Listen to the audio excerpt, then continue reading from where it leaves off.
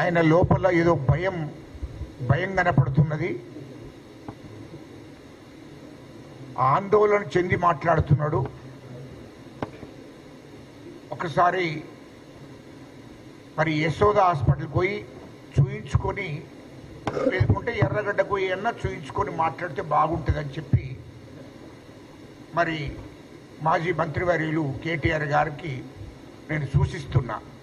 ఎందుకంటే ఆ పూర్తిగా మళ్ళీ ఎక్కువ అయితే ప్రాబ్లం అవుతుంది, ఆ పిచ్చి ఎక్కువ అయిందనుకో ప్రాబ్లం అవుతుంది. కాబట్టి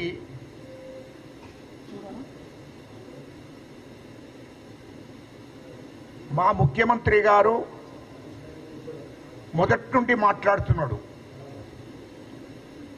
2023 డిసెంబర్ 7 తారీఖు నాడు ప్రమాణం స్వీకారమైనప్పటి నుండి చెప్తున్నాడు.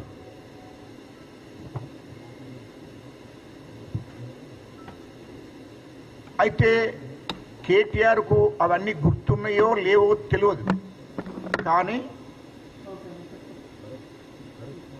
రైతుల గురించి మాట్లాడే ముందు ఒకసారి వెనక్కి వెళ్ళి 10 సంవత్సరాలు ఏం జరిగింది రైతుల మీద అనేది ఒకసారి గుర్తు చేసుకోవాలి.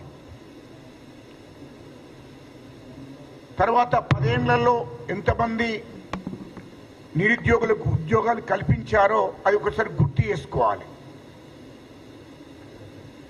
ఎంత దోపిడీ జరిగిందో కూడా అవన్నీ కూడా గుర్తు చేసుకోవాలి. అందుకోసమే మా ముఖ్యమంత్రి గారు రేవంత్ రెడ్డి గారు మాట్లాడిన మాటలను గుర్తు చేస్తున్నాం. ఇయలో దేశ ప్రధానమంత్రి మోడీ గారు కానీ ఇక్కడ కేసీఆర్ గారు కానీ చర్చకు సిద్ధమే. వాస్తవాలు మాట్లాడుకుందాము అని చెప్పడం జరిగింది. అంటే రాష్ట్ర అసెంబ్లీలో మాట్లాడుకోవాలి.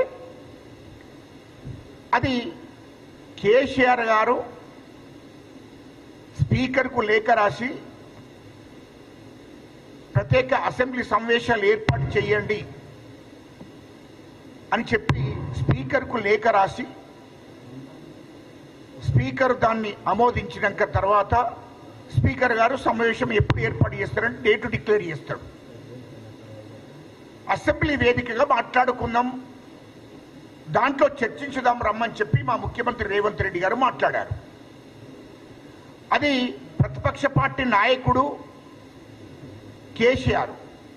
కేటీఆర్ కాదు, మరి హరీష్ రావు కాదు. మరి మీరు ఎందుకు తొందరపడి మాట్లాడుతున్నారో అర్థం కాలేదు.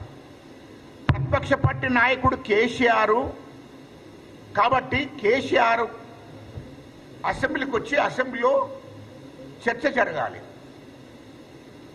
కాంగ్రెస్ ప్రభుత్వం ఏం చేశాది, మీది 10 ఏళ్ళు మీ ప్రభుత్వం ఏం చేశాది, రాష్ట్రాన్ని ఎంత విధ్వంసం చేశారు, ఎంత దోపిడీ జరిగింది. ఇప్పుడు కాంగ్రెస్ గవర్నమెంట్ వచ్చిన తర్వాత ఏం జరుగుతుందో అది పూర్తిగా చర్చిస్తే ప్రజలు కూడా చూస్తారు కదా, రాష్ట్ర ప్రజలంతా. ఆ విషయమే మా ముఖ్యమంత్రి రేవంత్ రెడ్డి గారు మాట్లాడారు. కేసీఆర్ ఆయన ప్రతిపక్ష పార్టీ నాయకుడు కాబట్టి నువ్వు ఎందుకు వస్తలేవు, ఈ 18 నెలల నుంచి వెళ్ళి అసెంబ్లీ ఎందుకు వస్తలేవు అని అడుగుతున్నాడు. మరి కేసీఆర్ గారికి తెలంగాణ ప్రజల మీద ప్రేమ ఉంటే, తెలంగాణ రైతుల మీద ప్రేమ ఉంటే, తెలంగాణ సమస్యల మీద నీకు చిత్తశుద్ధి ఉంటే వచ్చి అసెంబ్లీలో చర్చ జరగాలి, అసెంబ్లీ వచ్చి మాట్లాడాలి. ఎందుకు మాట్లాడతలేడు?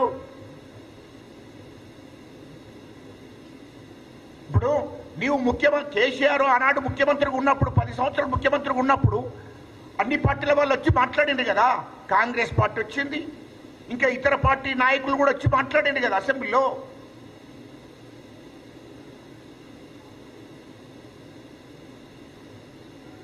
మరి మాట్లాడినప్పుడు మీరు వాళ్ళ మీద కూడా అసెంబ్లీలో మాట్లాడినటువంటి కాంగ్రెస్ ఎమ్మెల్యేలపై ఇతర పార్టీ ఎమ్మెల్యేల మీద అంటే వాళ్ళ మీద ఉక్కుపాదం మోపిండ్రు కదా, అసెంబ్లీ నుంచి సస్పెండ్ చేసి పంపించిండ్రు కదా, అది గుర్తు చేస్తున్నాం అంతే.